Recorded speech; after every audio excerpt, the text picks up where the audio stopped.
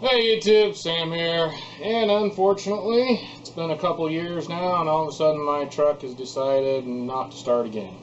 Now I've had comments up, down, and sideways of what to do to fix it. I had it fixed, I thought anyways, and I think it's the same thing. I think it's a starter. I replaced the starter in this thing. I have a video on doing that, even though I didn't actually replace this starter into it, because my starter kept testing out fine and fine and fine. Turned out after a while, when it finally just quit working altogether, it didn't test out good. It tested out bad. So therefore it was the starter I was having issues with. I do think I had a couple of issues. I think it was not only, I also have another video on how I just bypass the wire that goes down to the starter with a whole new one. I think that might have been what started the starter going bad, maybe, is that was kind of not sending good signal there as well. But in the end it turned out replacing the starter did work until now. I'm kind of thinking it's the same kind of thing. I think parts just suck nowadays. I'm going to do some knocking around on it and testing on it. It's intermittent again. It'll, click, click, click, and then finally it'll turn over and go. So it could even be, I know I've had problems in the past with cars where the starter was actually just the starter bolt started loosening up and it's backed off a little ways. So I'm going to go underneath there, kind of look around at things. If I see something, I'll tell you. If I fix something, I'll tell you. If it's something that's filmable and I can show you, then we'll go from there. So go watch my other videos. They may help you out if you're having a different starting issue. Anyhow, it still could be one of those issues again. Could be that it's never been fixed and for some reason for the last 2 years it's been working fine. But regardless, let's see what's wrong. I have this kind of torn apart. I thought I'd kind of show you what I did here. I'm not going to show you the ground. The ground pretty much goes straight over to the firewall, or at least the fender wall here, and then down to the chassis down on the frame. Now, the positive, this one goes over and down to the starter via this. You can see on the frame there's two of these clamp things here for the wires. One there, and they go in their consecutive spots in the frame and hold everything down. I just undid those and pulled this all the way out. Now this other one here goes over to the relay box, and beyond that, this also had the stupid side terminal battery posts, and I absolutely hate those things. I've had nothing but problems with those. So I got rid of those and built these here. Now I will admit, I did it kind of homemade, and actually this one I actually had done professionally, well, so-called professionally. Yeah, this was one of the ones that got crimped, but they were having problems with their crimper, and I had it done at O'Reilly's and they were having problems with their crimper. But you can see it's kind of corroded here, and the starter's a little bit corroded. So I actually have enough wire here. I'm going to clip that off, and I'm going to put my own end on and do my own crimping, because I can't do worse than this, I don't think. A new terminal here. Now I've done a video on this,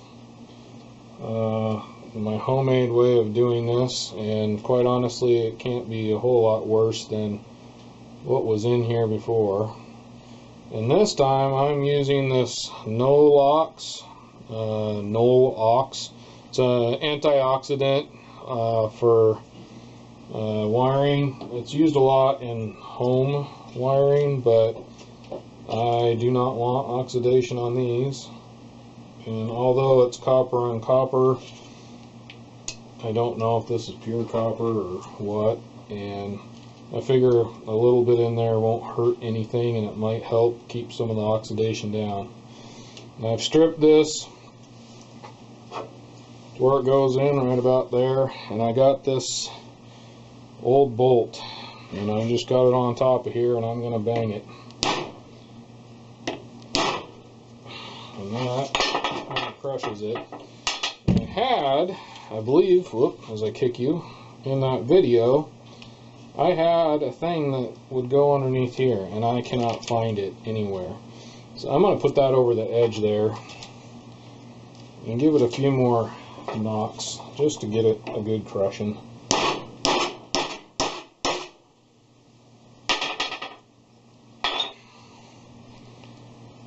And I'm pretty darn happy with that.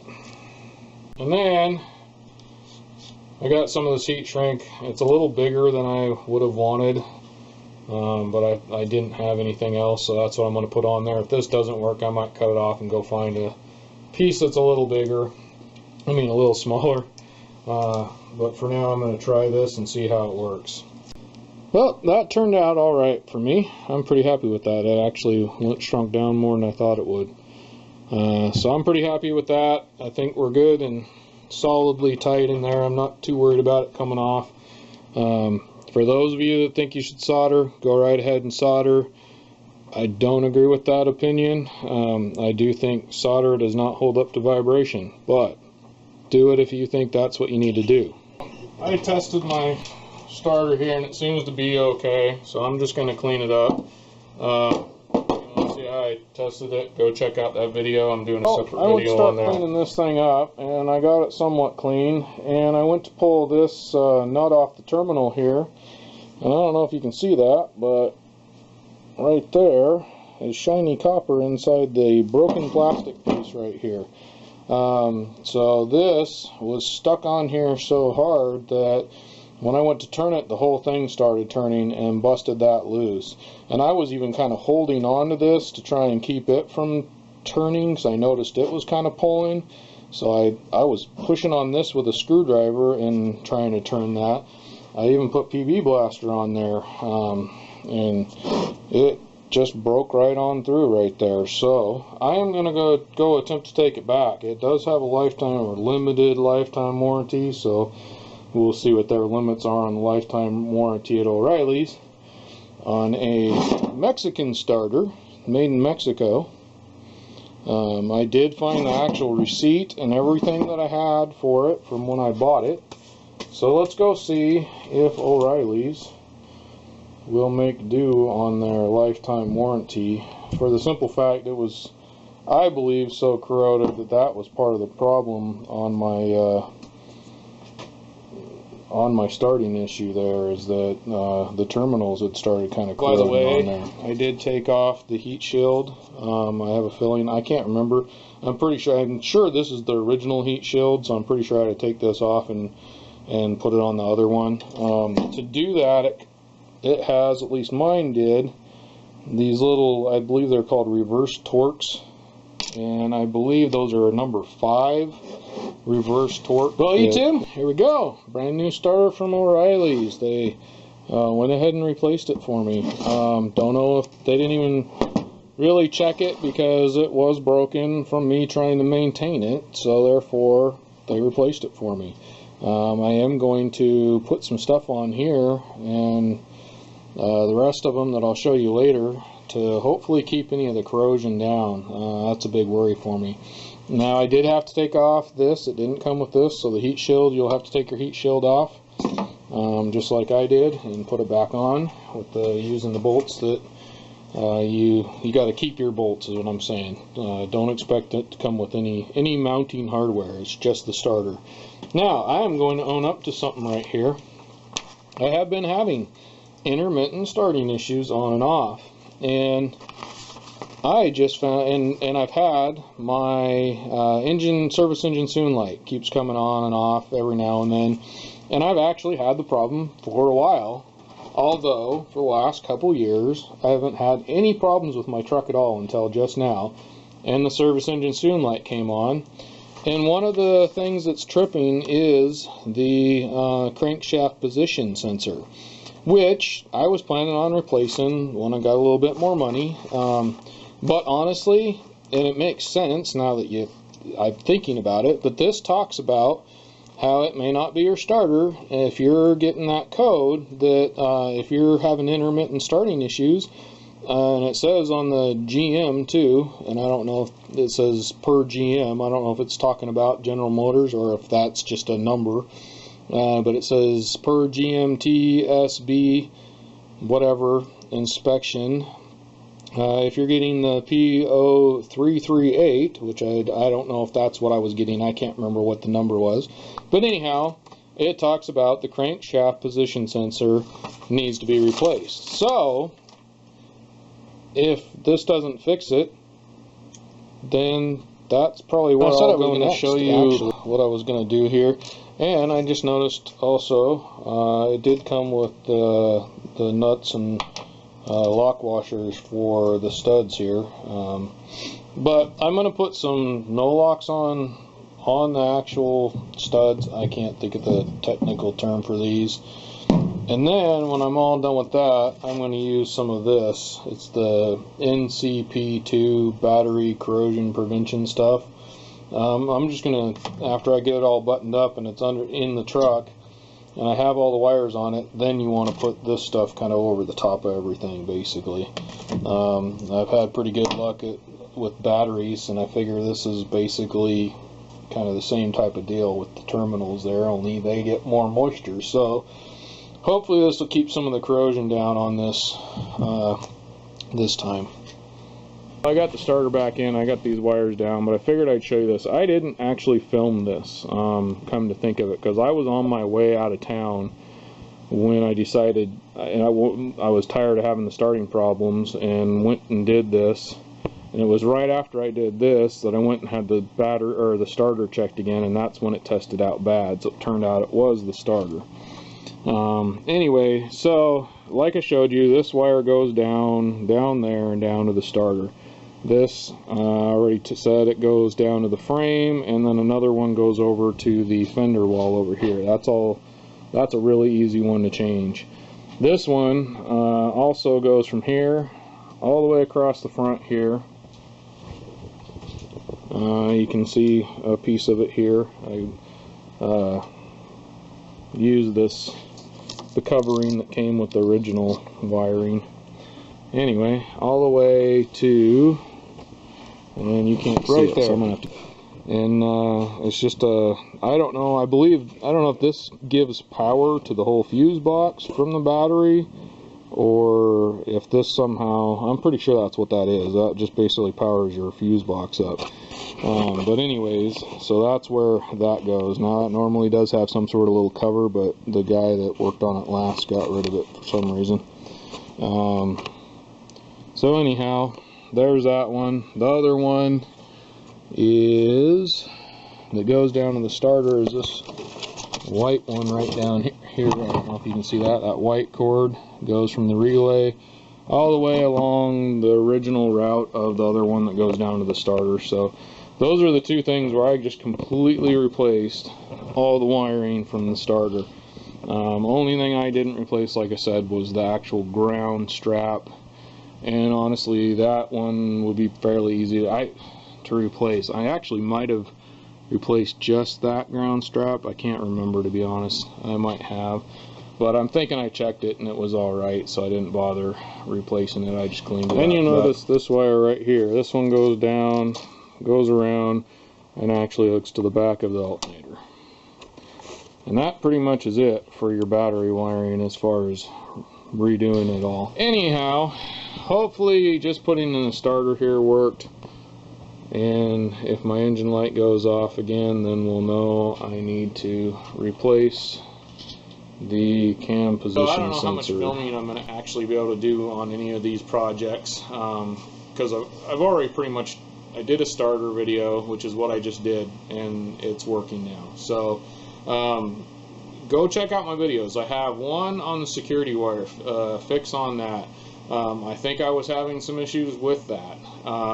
Number two, I have one on my starter, which in the end 2 years ago I replaced the actual starter on this one that was in that video, because I had taken that one off, but it kept checking out good. It checked out good, I think twice, maybe 3 times, and finally the last time it just turned to nothing. I didn't get, it wouldn't start whatsoever. So I pulled it out one more time, took it in, and it tested bad. So I think in the end, it was the starter was the problem with my truck 2 years ago anyway, because it's been 2 years and I haven't had any problems whatsoever. I also did a wire going from the starter relay, over and around and down to the starter, so that it replaced the entire wiring down from the switch, from the relay down to the starter, and I have a video on that. I have a bunch of videos on different starting issues I've had on this truck, and I think all of them actually at one point or another was the reason, because it always seemed to fix it for a while until I finally just did the starter. And I think in the end the starter and that were two of the big reasons. I'm not positive about the security wire fix, although when I did the security wire fix, it actually seemed to fix it for a while, and I had no problems again for a few months. I mean, it was quite a while after that one even. So you know, I don't know what to tell you. There seems to be a lot of electrical issues in these trucks in particular that I've heard now. So in my videos, there's a lot of people say do different things. You know, it's up to you if you want to try them out. A couple people are like, cut this wire and take this fuse out. I'm a little leery about doing those kind of things, so that's up to you if you decide to follow somebody else's instructions. But anyhow, go check out my playlist on this truck, because there's lots of different things that I have on this truck, and ways that I have fixed what I figure was the initial problem at the time. One more thing, I'm going to have a video coming out, I believe, on a crank position sensor, because I was getting that reading on my service engine soon light, and it turned out it was crank position sensor. Come to find out, when I bought that in the little piece of paper, yeah, actually it was on the starter, because I went and got another starter. That's in this video. Anyway, on the piece of paper it talked about the crank position sensor going bad, can make the intermittent starting issues. So if you're having a problem, that could be another place to look. If you're having a service engine soon or check engine light and that code comes up, that very well could be what your starting issue is. So unfortunately, lots of different things that can cause this particular rig to quit working. This one and newer this year basically all have similar problems that they don't ever seem to fix for some reason, even though they know they have them. So anyhow, hopefully this helps you out. I know there wasn't a whole lot of this is how you do this. It's more go look at my video here or there, and a couple of things on the wiring, and the fact that I did replace the starter again, and it is now starting even without the sensor. Actually, the light went out, so I may actually drive it around like this for a while and see if that light comes back on. Could just be there was an issue with the starter causing that to have a problem. I don't know.